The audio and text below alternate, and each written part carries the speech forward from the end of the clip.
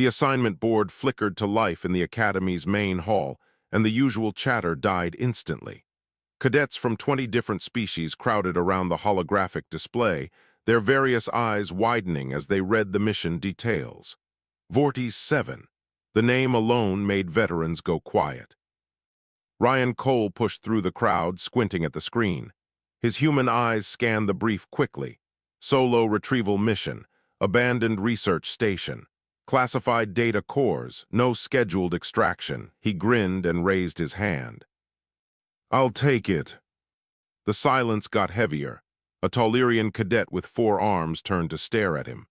You understand what Vortis 7 is, yes? 12 missions sent, 0 returned. The planet kills everything. Ryan shrugged. Sounds like a challenge. Plus, I grew up on a colony doing survival training. This is basically camping with extra steps. Nobody laughed. They just slowly backed away from him, like stupidity might be contagious. Commander Hayes called Ryan into his office an hour later. The human officer looked tired, older than his 50 years. He gestured to a chair and pulled up files on his desk screen. Cole, I need you to really think about this. Vortis 7 isn't just dangerous. It's a death sentence with paperwork attached. Hayes swiped through images of the planet, purple forests that looked beautiful until you noticed the bones scattered underneath, rivers that steamed with chemical runoff, storm clouds that crackled with green lightning. The atmosphere will burn your lungs. The water is acidic enough to dissolve most species. The local fauna hunts in packs and can tear through military-grade armor. The last team we sent lasted 4 hours before we lost their signal. Hayes looked directly at Ryan. The only reason this mission exists is because regulations say someone has to attempt recovery. Command expects whoever goes to die. They've already written the casualty report. Ryan leaned forward, studying the images. What kind of fauna are we talking about? Predators or scavengers? Hayes blinked. That's your question, not how to survive the toxic storms or the acidic water. Well, predators are territorial. If I respect their space and don't act like prey, they might leave me alone. And the water thing, I mean, how acidic are we talking? Like compared to what? Compared to what? Hayes pulled up chemical analysis. It'll dissolve Zakarian chitin in under minute. Yeah, but Zakarians have that calcium-based exoskeleton, right? Acid eats that. Human skin is tougher than people think. We evolved in oceans that had all kinds of nasty stuff in them. Ryan scrolled through the data himself.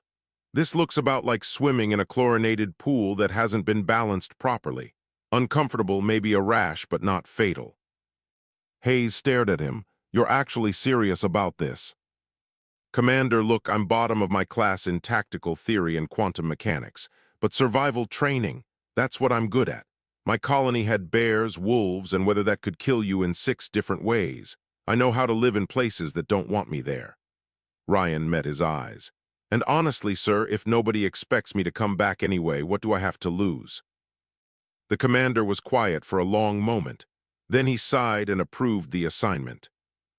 2 days later, Ryan stood in the equipment bay, packing his gear. The standard issue survival kit sat ignored on the bench. Instead, he filled his pack with things that made the quartermaster's antennae twitch with confusion. Fishing line and hooks, a compact rod that folded into segments, water purification tablets rated for Earth's worst swamps, a fire-starting kit with waterproof matches, protein bars that could survive a nuclear blast, a solar charger for his equipment, and at the very bottom, wrapped carefully, his father's old camping knife. Cadet Cole, those items are not regulation for hostile environment deployment, the quartermaster clicked. Yeah, but regulation gear assumes I'm fighting the planet. I'm planning to live on it. Big difference. Ryan added a small cookpot to the pile. You got any seasoning in stores? Salt, maybe some dried herbs. The quartermaster just walked away, muttering in his native language. Other cadets came to say goodbye. Most looked at him like he was already dead. A few seemed genuinely sad. One Vraxian clasped his shoulder with a manipulator tentacle. You are braver than I understood, human. May your ancestors welcome you swiftly. Thanks, I think, Ryan hefted his pack. See you guys in a few weeks. Ryan, Commander Hayes appeared in the doorway.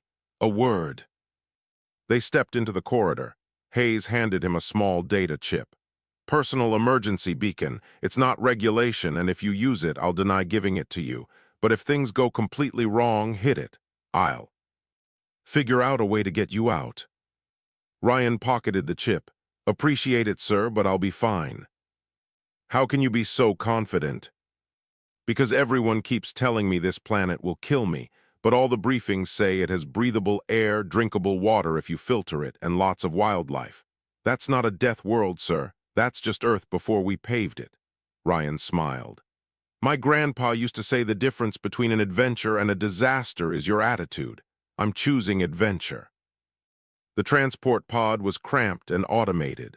Ryan strapped in and watched through the small viewport as the Academy fell away. The jump to Vortis 7 took 6 hours. He spent it reviewing his data pad, making notes about the local ecosystem, and eating a protein bar. When the pod hit atmosphere, alarms started screaming. Radiation warnings, atmospheric toxicity alerts, predator signatures detected, temperature fluctuations. The computer's calm voice listed 17 different ways he was about to die. Ryan turned off the audio warnings and watched the planet grow larger. The purple forests looked dense from orbit. He could see rivers cutting through the landscape and mountain ranges that probably had caves. Good shelter options. The pod's retro thrusters fired hard, slowing their descent. Tree branches scraped the hull as they dropped through the canopy. Impact came hard enough to rattle his teeth. The pod bounced twice, then settled with a groan of stressed metal. Everything went quiet except for the ticking of cooling engines and a steady drip of something on the hull. Ryan unstrapped and checked his gear, everything secure. He pulled on his pack, grabbed his rifle, and hit the door release. The hatch hissed open and warm, humid air rushed in. It smelled like rotting vegetation and something musky animal. He stepped out onto purple moss that squelched under his boots. The forest around him was massive, trees the size of skyscrapers reaching up into permanent twilight. Something howled in the distance, a sound that echoed through the canopy. Ryan took a deep breath. His lungs burned slightly, but nothing worse than jogging at high altitude. He pulled out his compass, oriented himself toward where the briefing said the research station should be, and started walking. Behind him, 3 kilometers away and completely unaware, Commander Hayes sat at his desk and marked the mission file. Status: expected casualty. Await confirmation. Above him, through gaps in the canopy, Vortis 7 3 moons began to rise. Ryan's first night on Vortis 7 taught him that the briefings had understated several things and overstated others. The toxic spores everyone worried about. They made him sneeze twice and gave him watery eyes for about an hour, like walking through ragweed in late summer back home. The acidic water that supposedly dissolved flesh, it stung a bit when he washed his face, similar to getting salt water in a cut. Annoying but manageable. The predators, though, those were real. He'd found a decent clearing about a kilometer from the crash site and set up camp properly.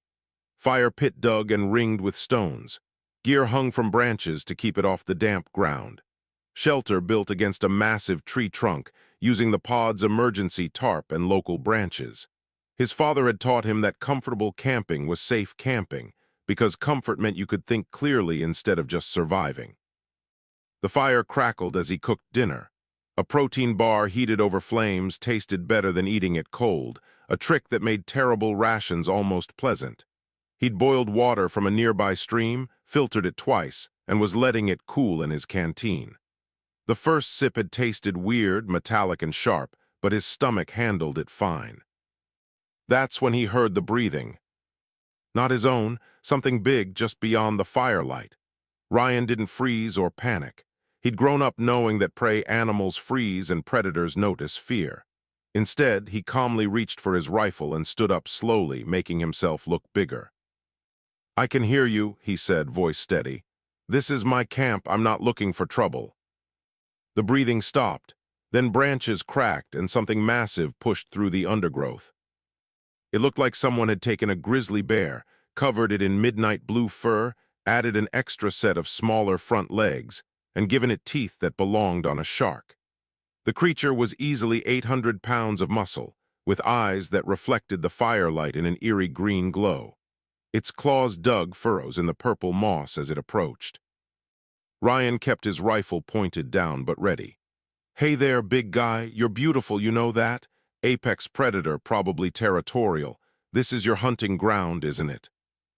The creature growled, a sound that vibrated in Ryan's chest. It took another step forward, testing him. "I get it, strange animal in your territory, probably smells weird, acting all wrong." Ryan slowly reached into his pack without taking his eyes off the predator. "But here's the thing. I'm not prey and I'm not competition. I'm just a visitor who wants to share this space peacefully." His fingers found what he was looking for, the half of his protein bar he hadn't eaten. It wasn't much, but it was food. He tossed it gently toward the creature, landing it about halfway between them. The predator's head snapped down, tracking the movement. It sniffed the air, then looked back at Ryan with what might have been confusion. "Yeah, I know prey doesn't offer food, but like I said, I'm not prey." Ryan slowly sat back down, making himself smaller, less threatening. "That's yours if you want it, no strings attached." The creature watched him for a long moment. Then it moved forward, surprisingly quiet for something so massive, and sniffed the protein bar. One bite and the bar disappeared. It sat back on its haunches, looking at Ryan with an expression he couldn't quite read. "Good, right? Yeah, those things are loaded with calories. We make them for long deployments." Ryan stirred his fire, keeping his movements slow and predictable. "You can stick around if you want. I'm not going anywhere tonight." The predator didn't leave. It circled the camp once, staying just outside the firelight, then settled down about 20 feet away.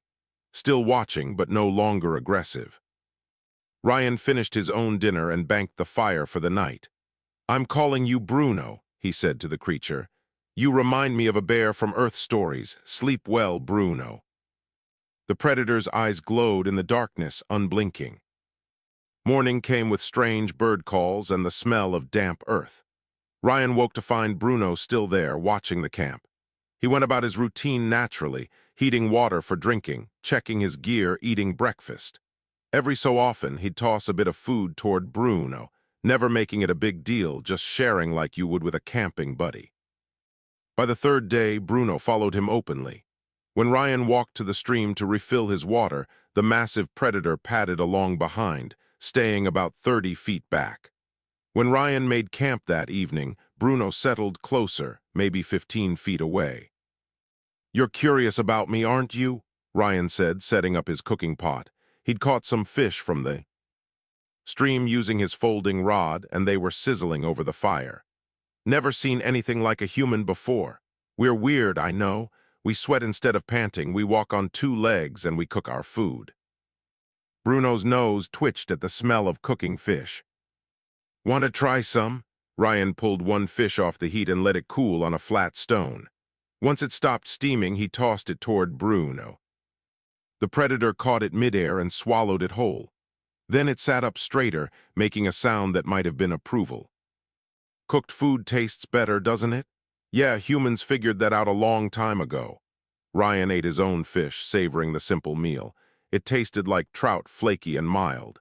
"This planet's not so bad, Bruno. Dangerous, sure, but dangerous just means you need to pay attention." Over the next 2 days, a routine formed. Ryan would explore during the day, mapping his surroundings and moving slowly toward the research station. Bruno would follow, sometimes disappearing into the forest, but always coming back. At night, they'd share a campfire and whatever food Ryan had caught or prepared. Ryan learned Bruno's body language. Ears forward meant curiosity. A low rumble meant something else was nearby. The way his fur bristled indicated direction and distance of threats. It was like having a very large, very effective early warning system. Bruno learned that Ryan's camp meant food and safety. Other predators gave them a wide berth once they scented Bruno's presence. The massive creature had claimed Ryan as part of his territory, and on Vortis 7, that claim carried weight. On day 5, Ryan finally set up his communication equipment. The research station was still a day's travel away, but he wanted to let Command know he was alive before they completely wrote him off. He positioned the camera on a stable rock, checked the angle, and hit record. Bruno lay beside the fire, grooming his fur with a massive tongue, completely relaxed. "Hey, Command, it's Ryan Cole. So I haven't made it to the research station yet, ran into some terrain issues and decided to take it slow." He gestured to Bruno, who looked up at the camera with mild interest. "I wanted to show you guys the local wildlife. This is Bruno. He's what the database calls an Ursanthrax apex predator, about 800 pounds. We're camping together." Bruno yawned, showing teeth that could tear through steel. "He's actually pretty friendly once you establish that you're not food and you're willing to share. I've been documenting his behavior and the local ecosystem. Lots of good data for the xenobiology department." Ryan smiled at the camera. "Anyway, I'll send regular updates. The planet's challenging but manageable. Talk soon." He ended the recording and cued it for transmission. The signal would take a few hours to reach the nearest relay, then another few to get to the academy. Bruno rolled onto his back, all four legs in the air, looking about as threatening as a puppy. Ryan laughed and settled in for the night. Junior Communications Officer Tallies nearly dropped his drink when the transmission from Vortis 7 arrived. His secondary arms fumbled with the console while his primary hands pulled up the video feed. On screen, a human sat comfortably beside a crackling fire. Next to him, close enough to touch, lounged a fully grown Ursanthrax. The predator was grooming itself while the human talked casually to the camera. "Commander Hayes," Tallies croaked into his comm, "you need to see this now." Within minutes, half the communications department crowded around the screen. They watched in silence as Ryan demonstrated how to identify edible fish in Vortis 7 rivers, occasionally reaching over to scratch behind Bruno's ears like the creature was a pet. "He's alive," someone whispered. "The human's actually alive." "That's an Ursanthrax," another officer said. "They're documented as hyper-aggressive territorial killers. He's petting it." Commander Hayes pushed through the crowd and watched the video twice. Then he pulled up Ryan's file and stared at the casualty report he'd signed 5 days ago. "Get me a direct comm line to him," Hayes ordered. "And someone copy this to the xenobiology department. They're going to want to see this." The video should have stayed internal. Military transmissions were supposed to be classified, but someone in the xenobiology department shared it with a colleague at another academy. That colleague showed it to his students. One of those students had friends on a science vessel who thought it was fascinating.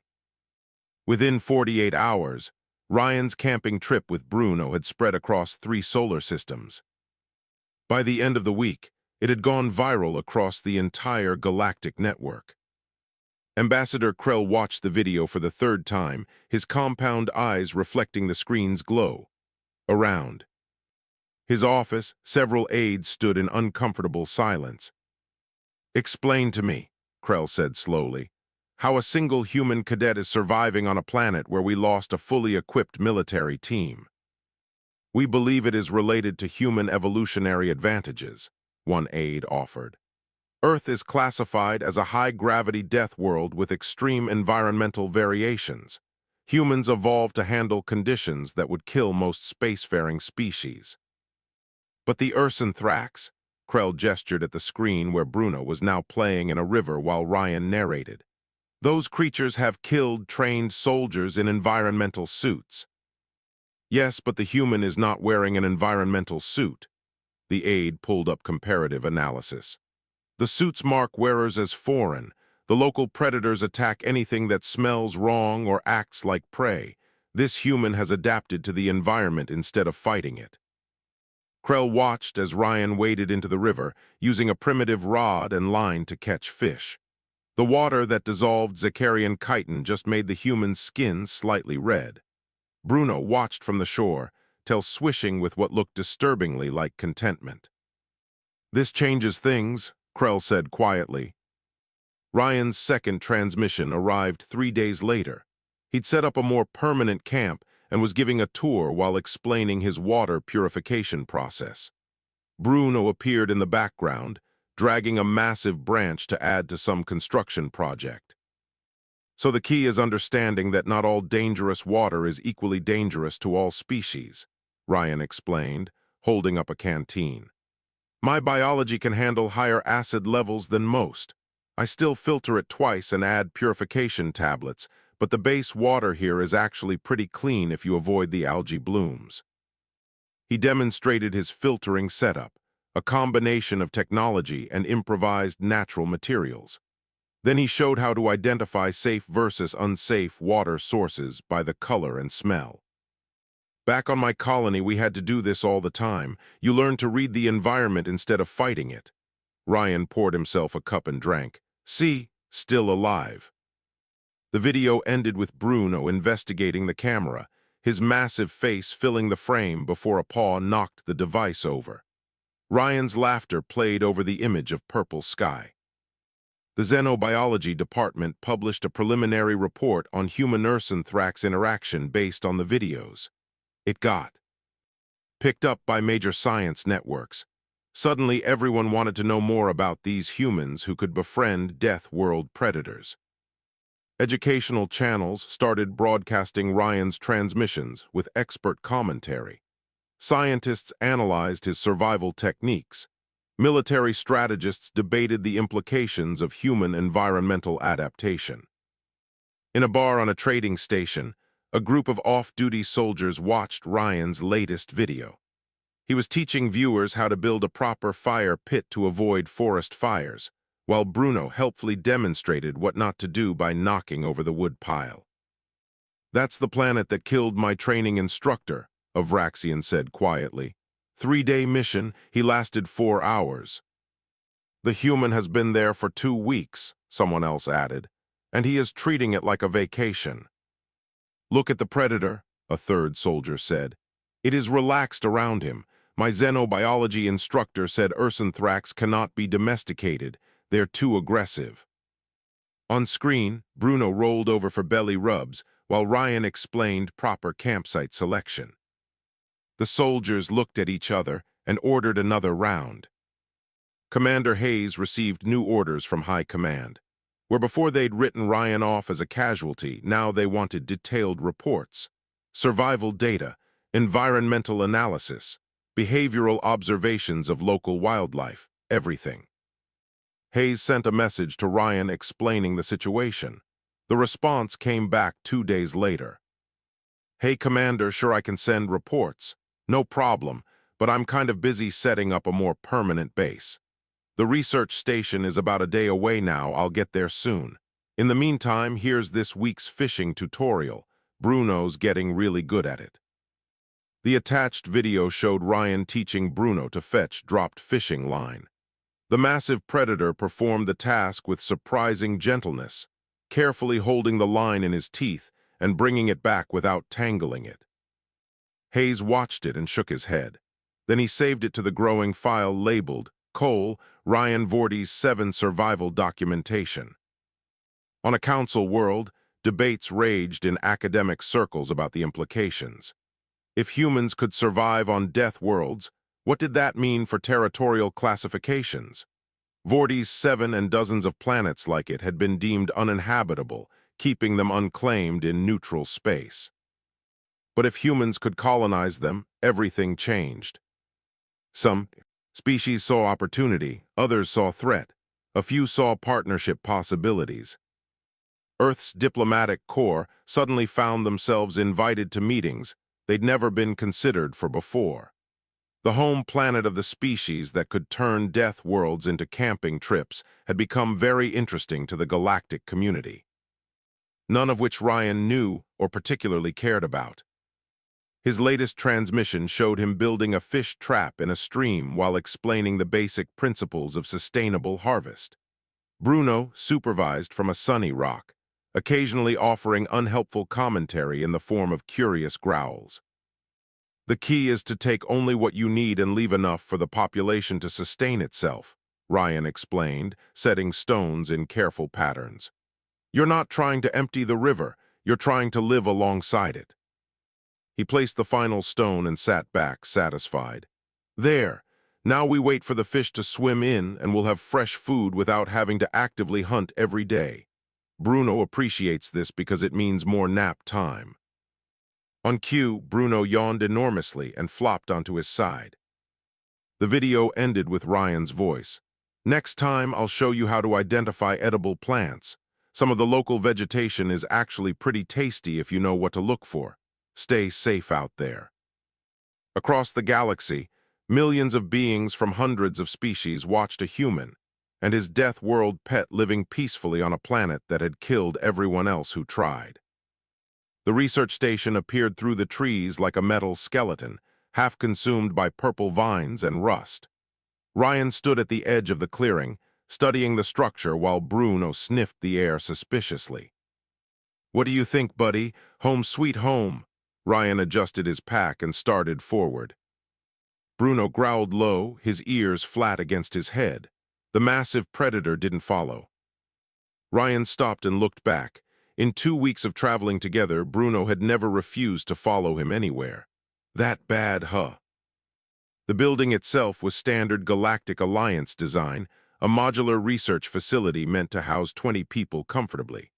The blast doors hung open at odd angles, one completely off its tracks.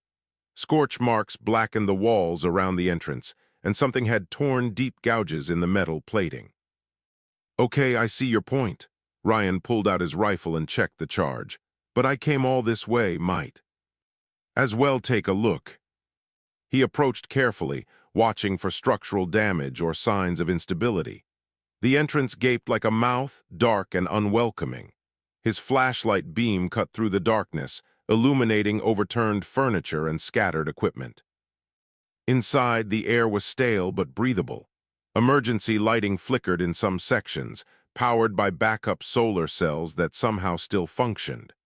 Ryan moved through the corridors slowly, piecing together what had happened. The main lab was a disaster.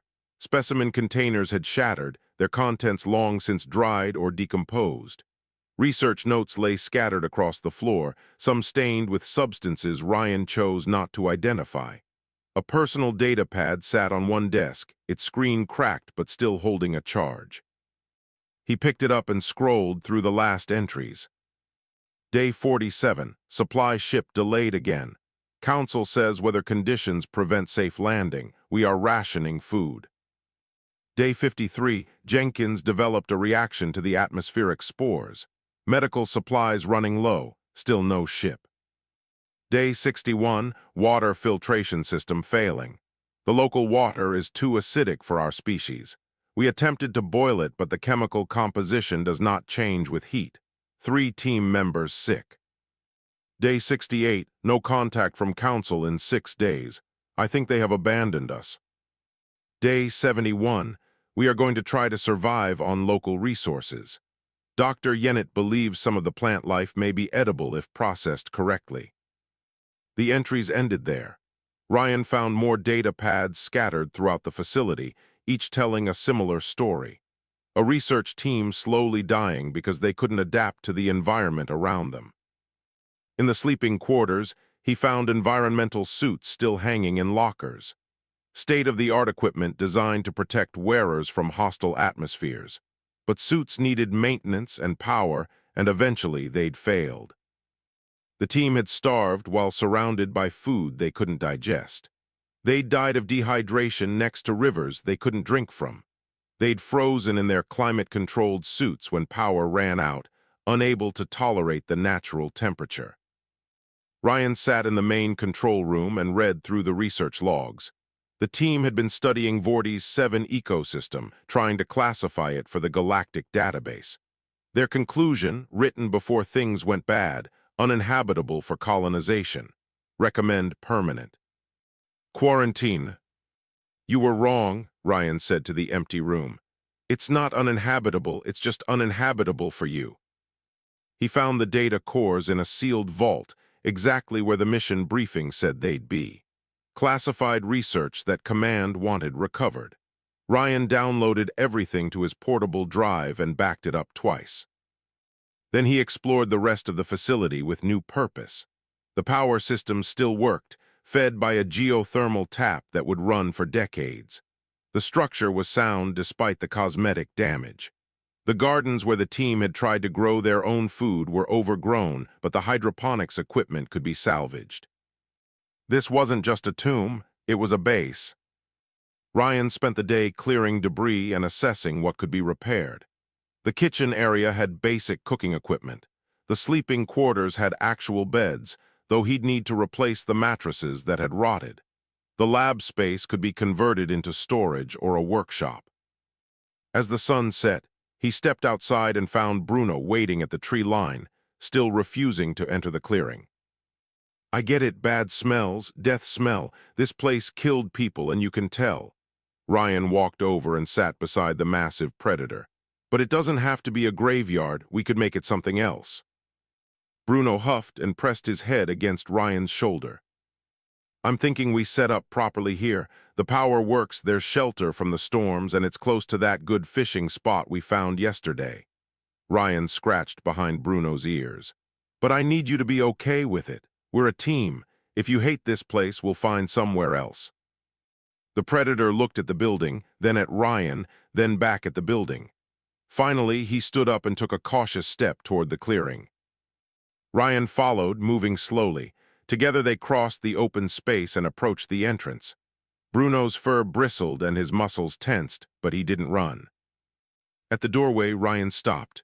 "We go in together or not at all." Bruno sniffed the entrance thoroughly, growled at it, then stepped inside. The massive predator explored the corridors with Ryan, investigating each room with careful suspicion. When they reached the main control room, Bruno sat down heavily and looked around as if claiming the space. "Good call, this can be our base of operations." Ryan started pulling out his camping gear. "First thing tomorrow, we air this place out properly and start cleaning. Then I need to send command an update." That night, they slept in the control room with all the doors open to let fresh air flow through. Bruno insisted on sleeping between Ryan and the entrance, a protective barrier against anything that might wander in. Ryan lay in his sleeping bag, looking at the ceiling panels that still glowed with faint emergency lighting. The research team had seen Vortis 7 as an enemy to be survived until rescue came.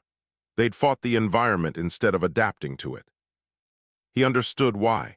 Most spacefaring species evolved on gentle worlds with stable climates and abundant resources. They'd never needed the kind of adaptability that humans developed. Earth had been harsh, unpredictable, and dangerous for millions of years. It had forced humanity to learn flexibility or die. That same harshness that had nearly driven humans extinct had also made them perfect for places like this. Ryan pulled out his communication gear and recorded a new transmission. "Hey, Command, it's Ryan.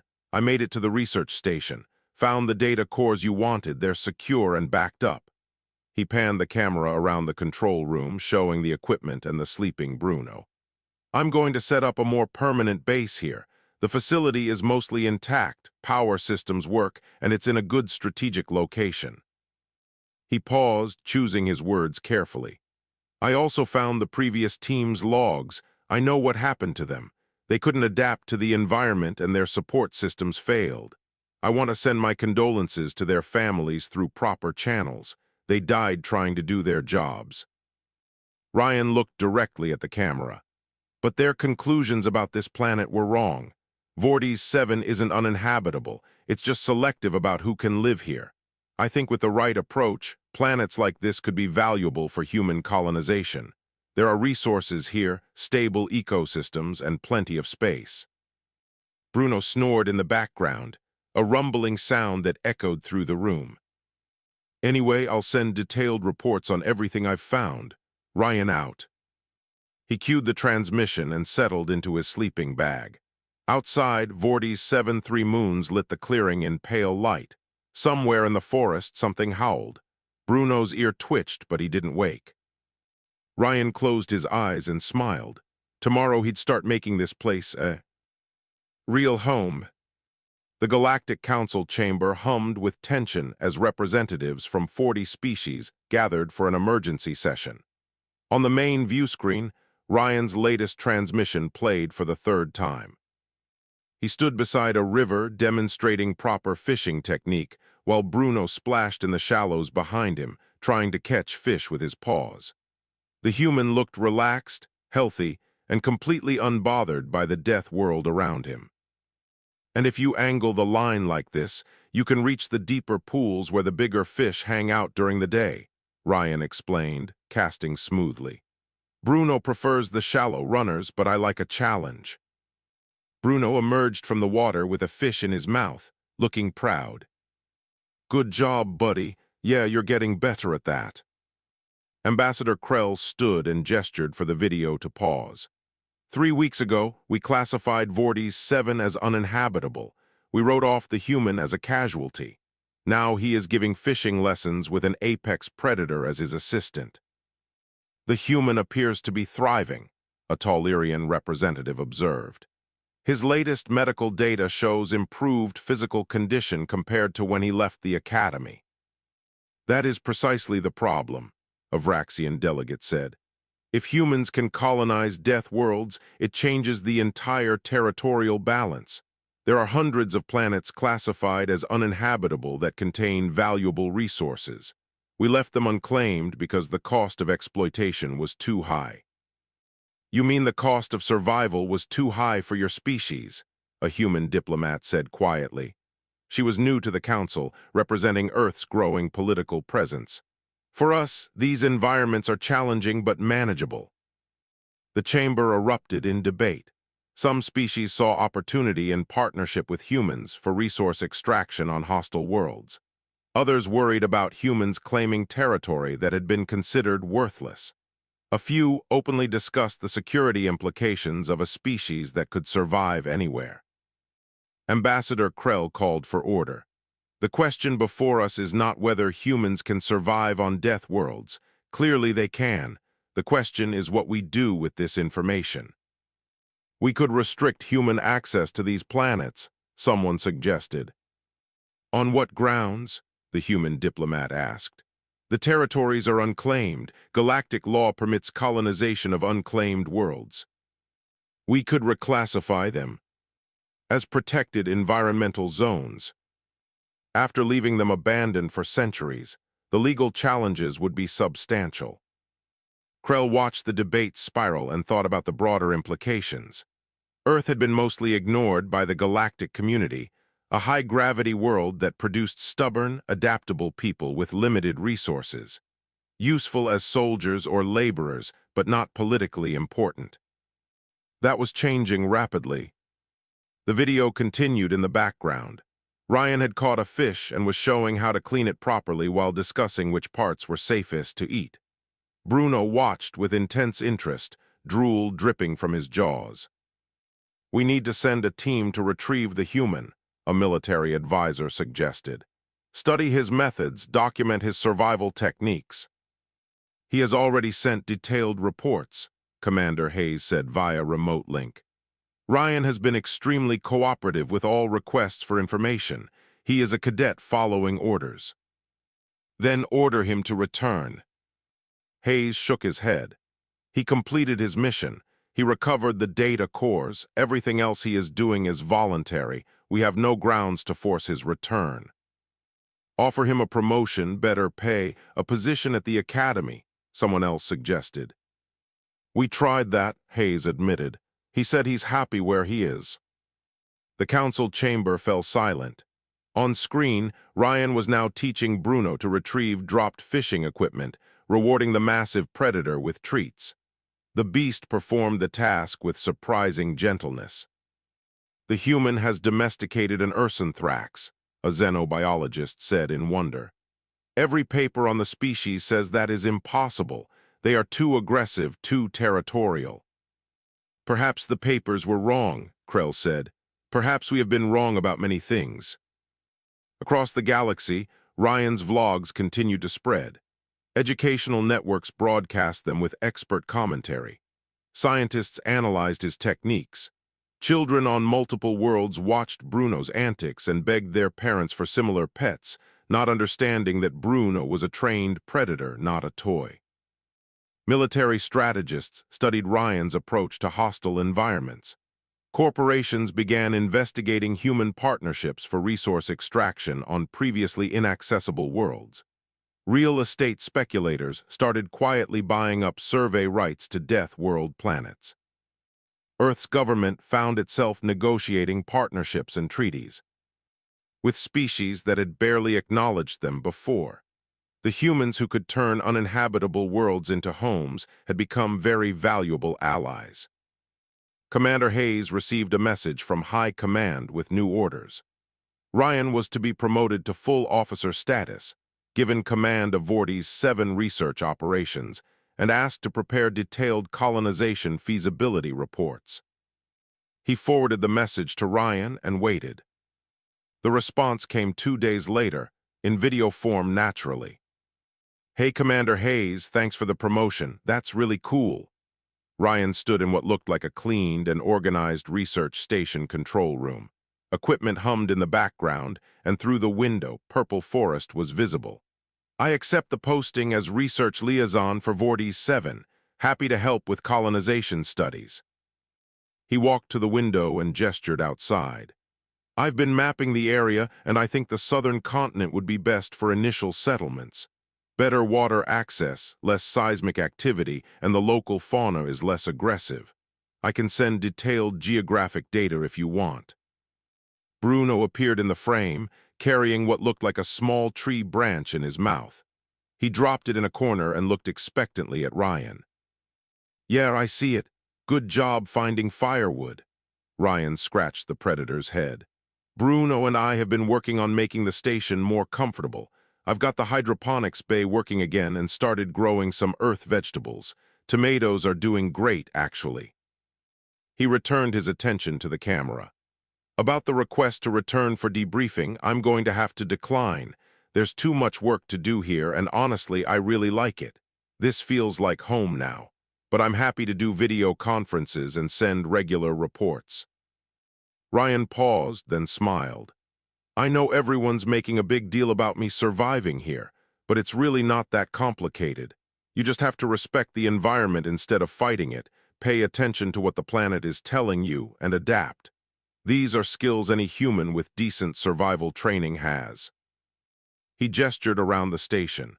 "The team that was here before tried to make Vortis 7 fit their needs. They brought their own food, their own water, their own atmosphere. When that support system failed, they had nothing. I'm trying the opposite approach. I'm fitting myself to Vortis 7 needs, learning what it offers, working with what's here." Bruno knocked over a piece of equipment, and Ryan moved to pick it up without breaking his explanation. "Anyway, I'll keep sending updates. Next week I want to explore the cave systems to the east. Bruno thinks there might be good shelter there for when the heavy storm season starts. Oh, and could you send me some more fishing line in the next supply drop? I'm running low." Ryan out. The transmission ended with Bruno stealing the camera and running off with it while Ryan yelled in mock anger. Commander Hayes saved the video and wrote his response to High Command. Ryan had found his place. Trying to force him back would be both cruel and pointless. Besides, the data he was sending from Vortis 7 was revolutionary. His casual vlogs contained more useful information about Death World survival than decades of formal research. On multiple worlds, human colonists started volunteering for assignments to harsh planets. Young people watched Ryan's adventures and wanted their own. Earth's colonial administration found itself overwhelmed with applications. Ambassador Krell watched all of this unfold and realized the galaxy had fundamentally underestimated humanity. They had seen humans as useful soldiers, decent laborers, adequate traders. They had missed what made humans truly special. Humans could thrive anywhere, not through superior technology or overwhelming force, but through adaptability, stubbornness, and the willingness to make friends with 800-pound predators if that's what it took to survive. The galaxy was about to get much more interesting. 6 months after Ryan landed on Vortis 7, a formal transmission arrived from Galactic Command. It was marked urgent and came with official seals from multiple departments. Ryan played it on the research station's main screen while eating breakfast. Bruno lay nearby, gnawing on a bone from yesterday's hunt. The message was from Commander Hayes himself. Cadet Cole, or rather Lieutenant Cole, given your recent promotion, we have a formal extraction offer. You've completed your mission far beyond anyone's expectations. The data you've sent has revolutionized our understanding of Death World colonization. You can come home a hero. Full honors, commendations, your choice of postings. Hayes paused and his expression softened. But I know you, Ryan. I know what your answer will be. So this is also permission to establish Vortis 7 as an official human research colony with you as primary administrator. We'll send supply drops monthly. You'll have support resources, whatever you need.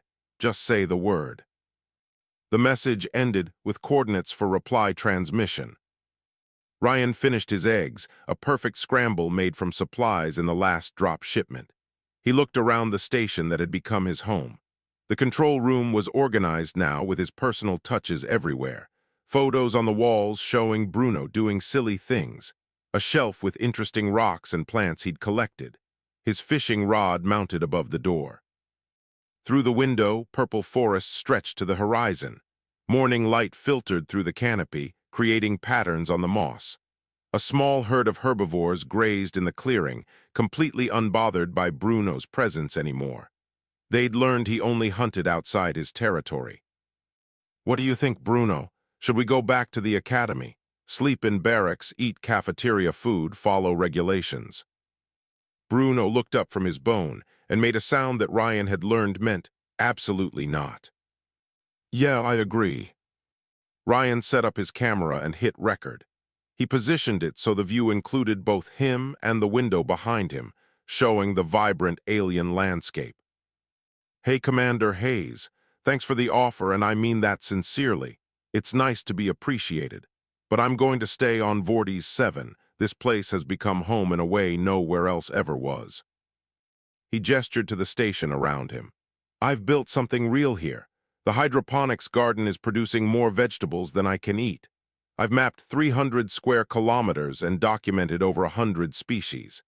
Bruno and I have established peaceful relationships with most of the local predators through a combination of respect and clear boundary setting. Bruno wandered into frame and flopped down beside Ryan's chair, looking for attention. Ryan scratched behind his ears absently. I'd like to accept the position as colony administrator, though, because I think Vortis 7 could support a small human settlement, maybe 50 people initially, growing from there.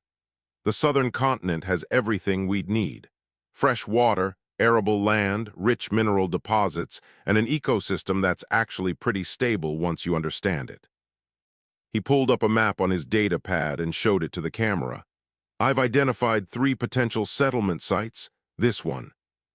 Here has the best natural harbor and protection from the major storm tracks. I can have detailed proposals ready within a month. Ryan paused and his expression became more serious. I know my success here has caused some political complications. I've been following the news feeds when the satellite links work. I want to be clear about something. Vortis 7 and places like it aren't prizes to be claimed or resources to be exploited. They're ecosystems that deserve respect. He looked out the window at the forest. The research team that died here, they saw this planet as hostile, but it's not hostile. It's just different. It has its own balance, its own rules. Humans can live here, but only if we adapt to it, not force it to adapt to us. Bruno rolled onto his back, requesting belly rubs. Ryan complied while continuing his message.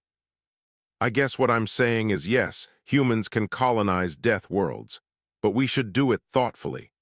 These places have value beyond what we can extract from them. They're beautiful and complex and worth preserving even as we live alongside them. A notification beeped. Another supply drop was scheduled for next week. Ryan had submitted a request for more seeds, some medical supplies, and replacement parts for the water filtration system. Anyway, I accept the administrator position. I'll start preparing for eventual colonists, but there's no rush.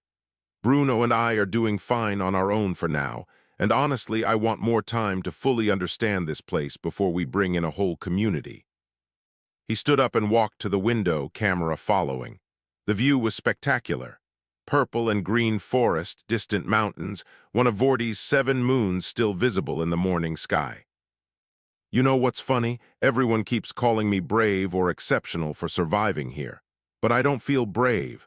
I just feel like I finally found where I fit. Earth was too crowded, too civilized. The academy was too structured. This place, with all its challenges and dangers, feels right." Bruno joined him at the window, standing on his hind legs to look out. His massive frame barely fit in the space. "I think humans are meant for places like this. Not because we're tough or superior, but because we're adaptable. We can find home anywhere if we're willing to work for it and respect what's already there."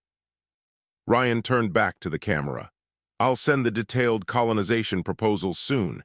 In the meantime, I'm going to continue documenting everything and sending regular vlogs. People seem to enjoy them, and if they help others understand how to live on harsh worlds, that's worthwhile." He grinned. "Plus, Bruno's becoming a celebrity. I got a message last week from a children's education network asking permission to use clips of him for their xenobiology program. I said yes, obviously. He's very photogenic." On cue, Bruno knocked over a plant container while trying to investigate a strange smell. Dirt scattered across the floor.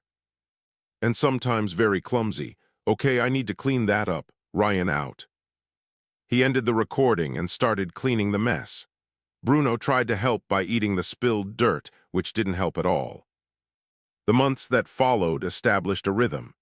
Ryan sent weekly updates showing his progress on the settlement proposals.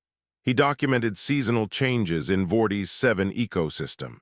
He taught Bruno increasingly complex tasks, partly for practicality and partly because it was fun. Other humans began arriving for short research visits, staying a few weeks before returning to civilization. They were always shocked by how comfortable Ryan had made the station and how relaxed Bruno was around familiar humans. One visitor, a xenobiologist named Dr. Patel, spent a month studying the local wildlife with Ryan's help. On her last day, she stood in the station looking around. "You've really built something special here," she said. "This doesn't feel like a research station anymore. It feels like a home." "That's because it is," Ryan replied simply. A year after his arrival, the first permanent colonists came. 5 humans, carefully selected for their survival skills and adaptability. Ryan met them at the landing site with Bruno beside him. The newcomers stared at the massive predator with a mixture of fear and awe. "Everyone, this is Bruno. Bruno, these are our new neighbors. Be nice." Bruno sniffed each person carefully, then sat down and yawned, showing all his teeth. The colonists laughed nervously. Ryan helped them settle into prepared housing units near the research station. He taught them what he'd learned about the local environment, shared his maps and observations, introduced them to the rhythms of Vortis 7. Within 6 months, the tiny colony was thriving.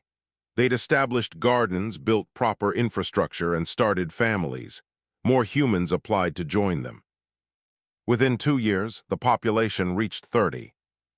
Ryan's vlogs continued, now showing not just survival techniques but community building on a death world. Bruno appeared less frequently as he'd claimed territory in the deeper forest, though he visited regularly and had even found a mate, another Ursanthrax who tolerated the strange humans. Commander Hayes retired and moved to Vortis 7 himself, saying he wanted to spend his final years somewhere interesting. He and Ryan would sit on the station's porch in the evenings, watching the 3 moons rise while discussing expansion plans. "You changed the galaxy, you know," Hayes said one night. "Human colonies on 40 death worlds now, all following your model." Ryan shrugged. "I just went camping and sent some videos. Everyone else did the real work." "That's exactly why it worked. You didn't try to conquer anything. You just showed people that adaptation beats domination every time." In the forest, Bruno's distinctive roar echoed. His cubs answered with higher-pitched calls. The sound made Ryan smile. "You ever regret staying?" Hayes asked. Ryan looked out at the alien landscape he'd learned to love, thought about the community they'd built, remembered the journey from expendable cadet to colony founder. Not even once. Above them, a shooting star crossed the sky. Down in the settlement, someone was playing music, human laughter mixed with the sounds of Vortis' 7 night creatures. Ryan pulled out his camera from habit and recorded a short message. "Hey everyone, Lieutenant Ryan Cole here with an update from Vortis 7. Population is 32 now, 33 if you count the baby due next month. Bruno's cubs are growing fast and are surprisingly friendly if you bring treats. The gardens are producing enough food that we're actually building food storage." He panned the camera across the settlement, showing warm lights in windows and people moving between buildings. "I guess the lesson here is simple.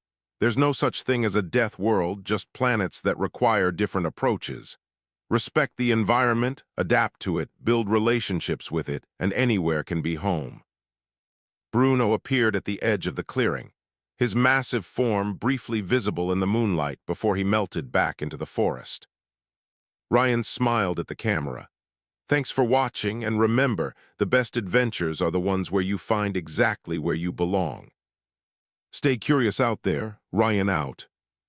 He turned off the camera and sat back, content. Tomorrow he'd help with expanding the water system. Next week, survey a potential new settlement site. Eventually, maybe explore the southern continent properly. But tonight, he just enjoyed being home.